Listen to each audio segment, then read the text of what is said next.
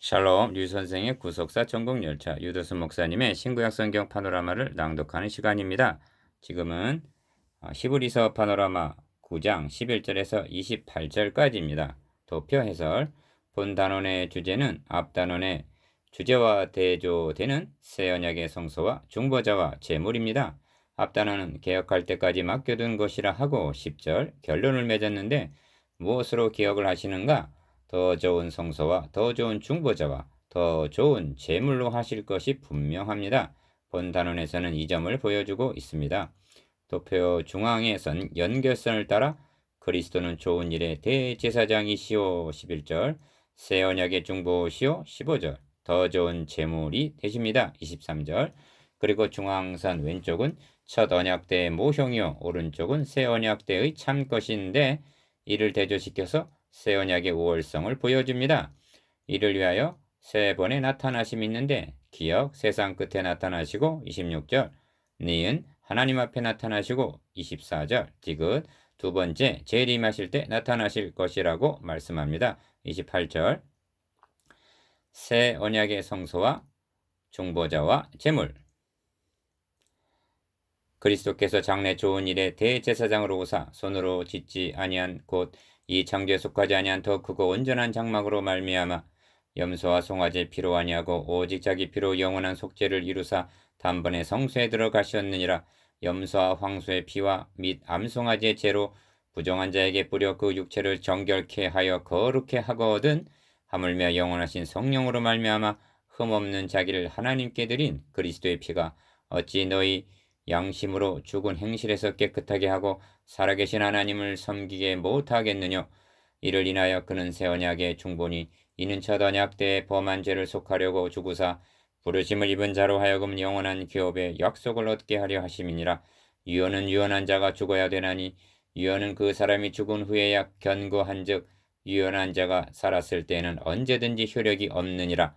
이러므로 첫 언약도 피 없이 세운 것이 아니니 모세가 율법대로 모든 계명을 온 백성에게 말한 후에 송아지와 염소의 피와 및 물과 붉은 양털과 우슬조를 취하여 그 책과 온 백성에게 뿌려 이르되 이는 하나님이 너에게 명하신 언약의 피라 하고 또한 이와 같이 피로써 장막과 섬기는 일에 쓰는 모든 그릇에 뿌렸느니라. 율법을 조차 거의 모든 물건이 피로써 정결케 되나니 피 흘림이 없은즉 사함이 없느니라. 그러므로 하늘에 있는 것들의 모형은 이런 것들로서 정결케 할 필요가 있었으나 하늘에 있는 그것들은 이런 것들보다 더 좋은 제물로 할지니라. 그리스도께서는 참것의 그림자인 손으로 만든 성소에 들어가지 아니하시고 오직 참 하늘에 들어가사 이제 우리를 위하여 하나님 앞에 나타나시고 대제사장이 해마다 다른 것의 피로써 성소에 들어가는 것 같이 자주 자기를 드리려고 아니하실지니 그리하면 그가 세상을 창조하실 때부터 자주 고난을 받았어야 할 것이로되 이제 자기를 단번에 제사로 드려 죄를 얻게 하시려고 세상 끝에 나타나셨느니라. 한번 죽는 것은 사람에게 정하신 것이요 그 후에는 심판이 있으리니 이와 같이 그리스도도 많은 사람의 죄를 담당하시려고 단번에 들이신 바 되셨고 구원에 이르게 하기 위하여 죄와 상관없이 자기를 바라는 자들에게 두 번째 나타나시리라. 히브리서 9장 11절에서 28절. 히브리서를 이해하기 위해서는 처음부터 끝까지 계속하여 보여주고 있는 첫 언약과 새 언약의 대조를 주목해 보아야만 합니다. 새 언약의 중보자이신 그리스도께서는 모형인 땅에 있는 성막에 들어가시지 않고 하늘에 있는 더 크고 온전한 성막에 들어가셨으며 그림자로 드려졌던 짐승의 피로 아니하시고 자기 피로 드리셨으며 자주 반복하시지 않고 단번에 완성하셨다는 것이 본 단원의 중심점입니다. 큰일, 참성소의 대제사장. 앞단원 1절에서 10절까지는 모형과 짐승의 피로 드려지던 구약시대의 진술이었습니다만 이는 육체의 예법만 되어 개혁할 때까지 맡겨둔 것이니라 하고 마쳤습니다. 그런데 드디어 11절에서 그리스도께서 장래 좋은 일의 대제사장으로 오셨다 하고 선언합니다. 개혁이 일어난 것입니다. 모형과 그림자의 시대는 지나가고 참 것이 도래한 것입니다. 성소와 참 성소. 1.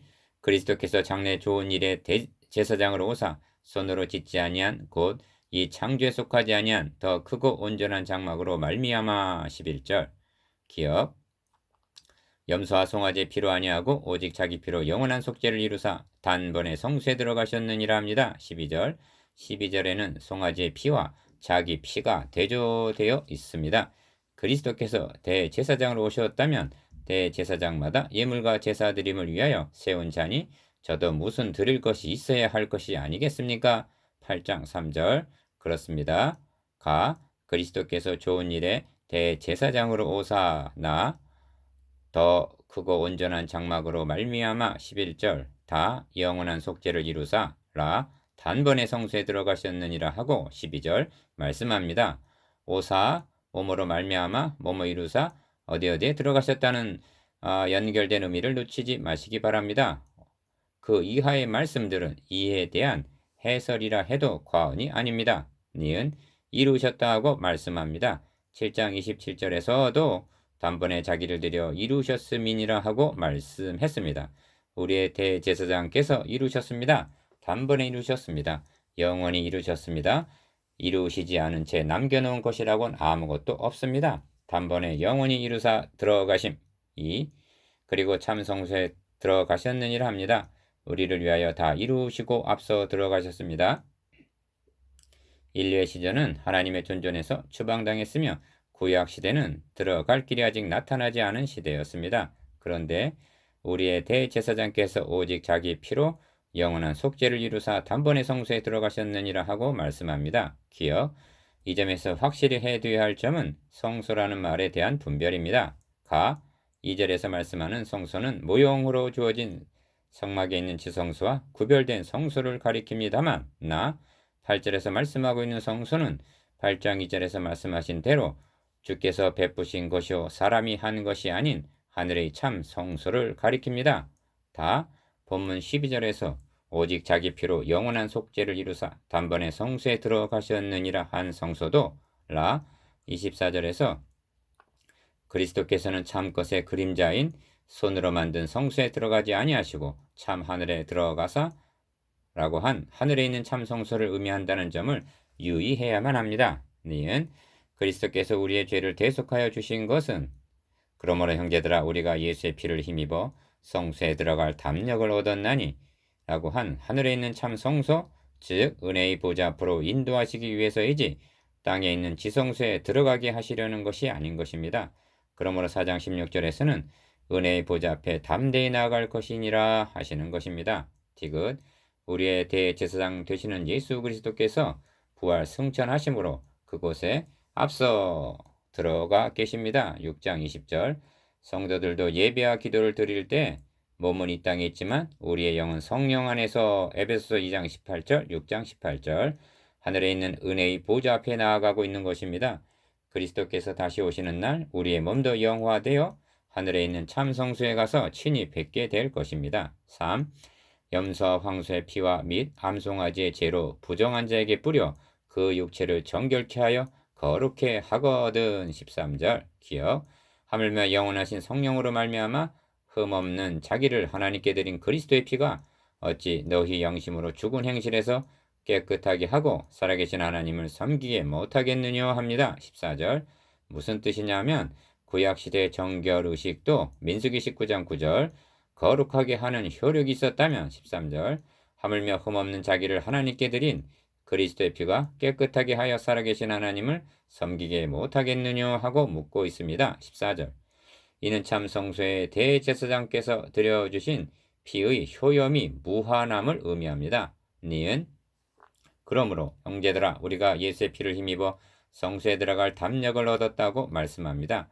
10장 19절 그 길은 우리를 위하여 시장 가운데로 열어놓으신 새롭고 산 길이라고 말씀합니다. 10장 20절 이보다 더 복스러운 말씀이 있으면 말해보십시오. 말씀의 사역자들은 우리를 위하여 이루어 주신 이 사실을 증거하고 또 증거하고 확신시키고 또 확신시켜 주어야 할 사명이 있습니다. 단번에 영원히 이루사 들어가셨습니다. 단번에 영원히 이루사 들어가셨습니다. 십자가상에서의 마지막 말씀은 다 이루었다는 선언이었습니다. 요한복음 19장 30절 크니 새 언약의 중보자 4. 작은 사 이를 인하여 그는 새 언약의 중보원이 이는 첫 언약 때 범한 죄를 속하려고 죽으사 부르심을 입은 자로 하여금 영원한 기업의 약속을 얻게 하려 하심이니라 합니다. 15절 기업. 구속사의 맥락에서 성경을 관찰할 때 여기 주목해야 할 중요한 말씀이 있습니다. 그는 새 언약의 중보니 이는 첫 언약 때에 범한 죄를 속하려고 죽으사라는 말씀입니다. 15절 예수 그리스도께서 십자가에 죽으심은 신약시대의 죄, 즉 우리를 위해서만이 아니라 구약시대 첫 언약 때에 범한 죄를 속하려고 죽으셨다는 것입니다. 참으로 놀라운 말씀입니다. 첫 언약 때에 범한 죄를 위해 죽으심. 니은 이스라엘 백성이 금송아지 우상을 만들어 경배했을 때 모세 강구를 들으시고 여호와께서 뜻을 돌이키사 말씀하신 화를 그 백성에게 내리지 아니하시니라 하고 기록되어 있습니다.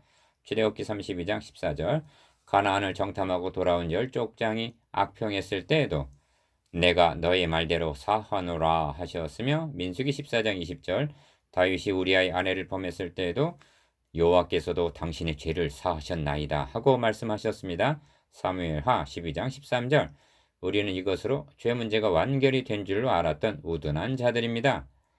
디귿 그러나 이는 죄에 대한 징벌을 잠정적으로 보류해 두신 상태였지 해결이 된 것이 아니었습니다. 왜냐하면 피 흘림이 없은즉 사유함이 없느니라 말씀하고 있기 때문입니다. 22절 그리고 생축의 피 흘림은 예표였을 뿐 참 것이 아니었기 때문에 죄를 속할 수가 없었습니다. 이 점을 로마서 3장 25절에서 26절까지 해서 명확히 말씀해 주고 있습니다. 죄를 간과하던 시대. 작은 오 하나님께서 길이 참으시는 중에 전에 지은 죄 구약시대 때 지은 죄를 간과하셨다 하고 말씀합니다.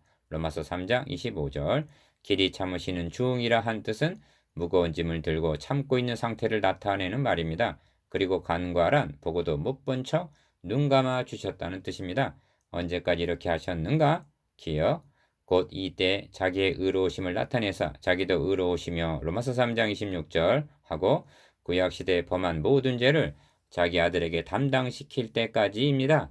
의로움을 나타내사 하는 말은 길이 참으시면서 죄를 간과하시는 동안은 하나님의 공의를 나타내시지를 않으셨음을 나타내는 표현입니다. 니은 이 점에 명백하지 못한 분들이 있습니다.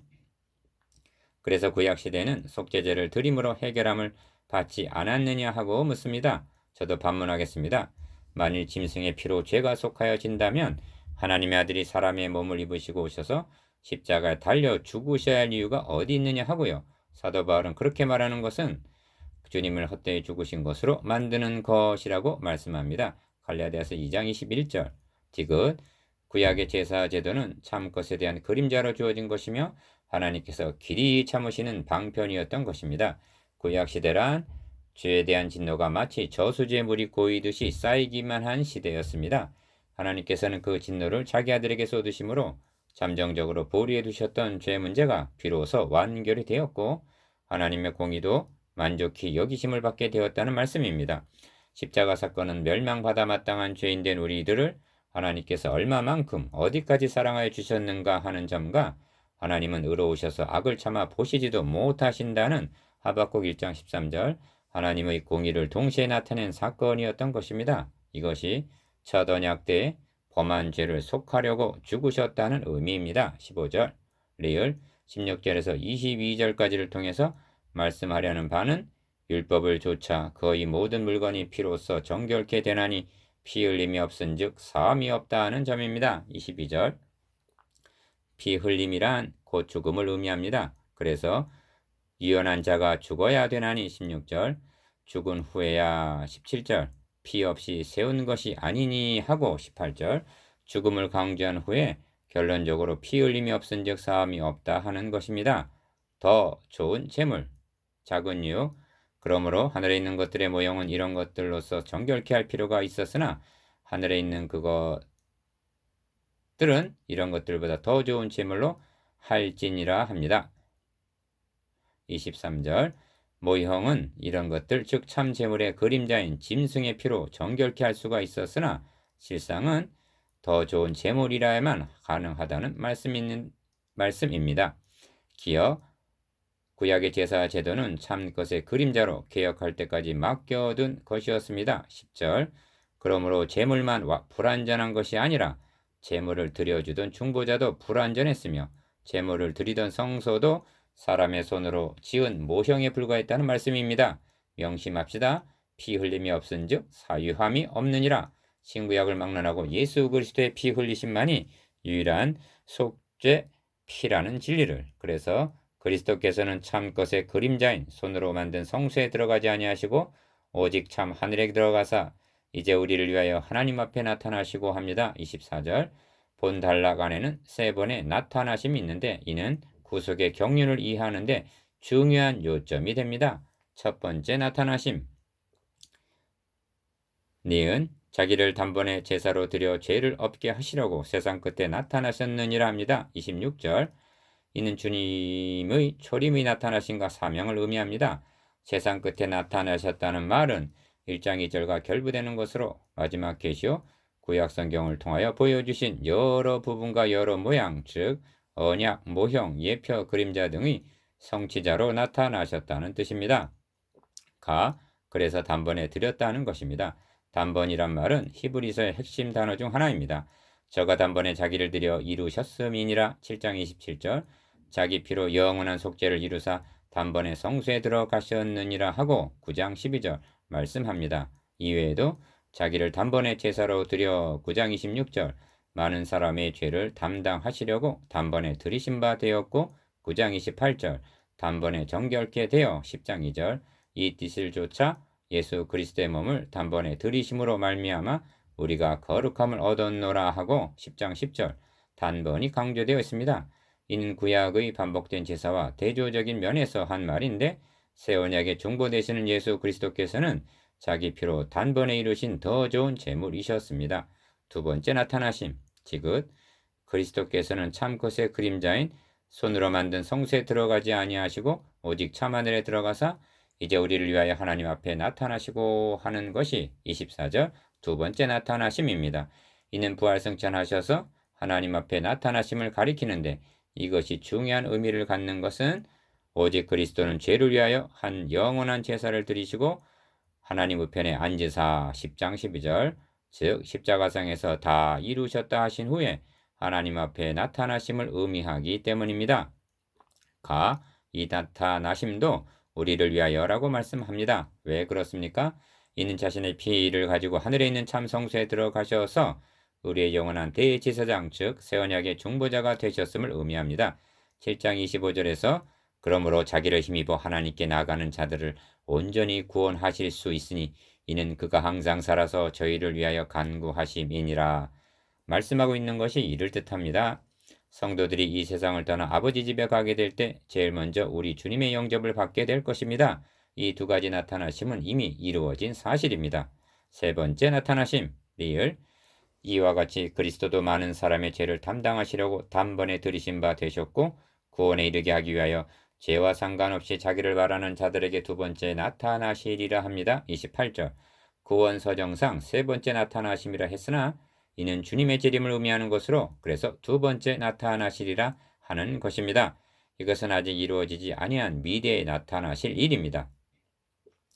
하나님께서는 자기 아들을 통해서 하나님의 존전에서 추방당한 인간들에게 실로 엄청난 일을 행해 주셨지만 이것이 끝이 아니며 구속사역이 완성된 것은 아니라는 말씀입니다.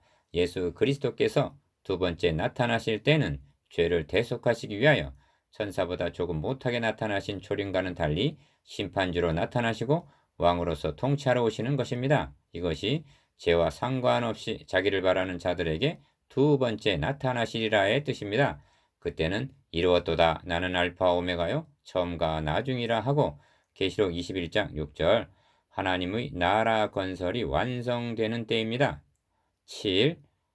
한 번 죽는 것은 사람에게 정하신 것이요 그 후에는 심판이 있으리니 이와 같이 그리스도도 많은 사람의 죄를 담당하시려고 단번에 들이신 바 되셨고 구원에 이르게 하기 위하여 죄와 상관없이 자기를 바라는 자들에게 두 번째 나타나시리라 합니다.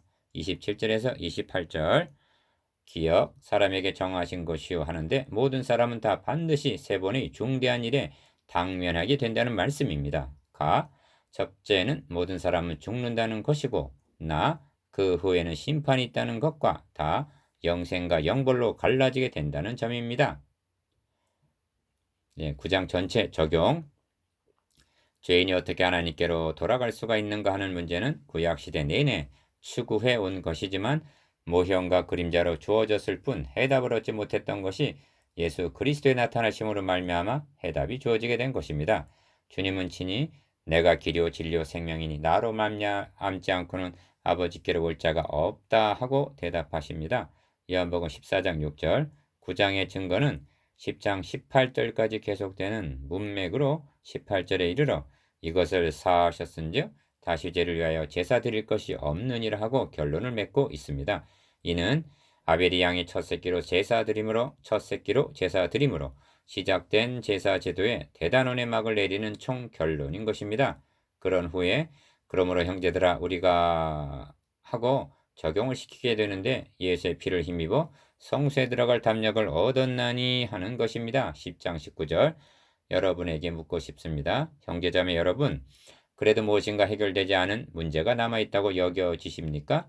여기서 성소란 하나님의 은혜의 보좌 앞을 의미합니다. 추방당했던 인간이 하나님의 존전에 들어갈 담력을 얻게 되었다는 근본적인 문제, 가장 큰 난제가 해결되었다면 여러분이 안고 있는 보다 작은 문제들은 그 안에 해답이 다 들어있는 것입니다. 우리의 죄를 대속해 주신 예수의 피를 힘입어서임을 명심하십시오. 우리는 예수 그리스도의 피를 가지고 지성소에 들어가는 제사장들인 셈입니다.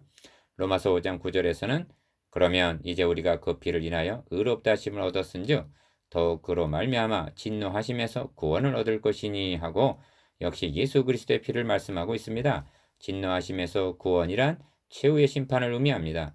예수의 피를 믿는 자만이 심판을 받지 않습니다. 왜 그렇습니까? 주님께서 우리 대신 진노를 받아 주셨고 심판을 받으셨기 때문입니다. 진노만을 면한 것이 아니라 그리스도와 함께 영광을 얻게 되는 것입니다. 이를 믿는다면 여러분이 하나님께 드릴 기도의 향로는 지금 휘장 안에 위치해 있어야 합니까? 밖에 있어야 합니까? 나누어 봅시다. 1. 첫 언약 때 범한 죄를 위하여 죽으셨다는 뜻이 무엇입니까? 2. 세 번 나타나심이 무엇입니까? 3.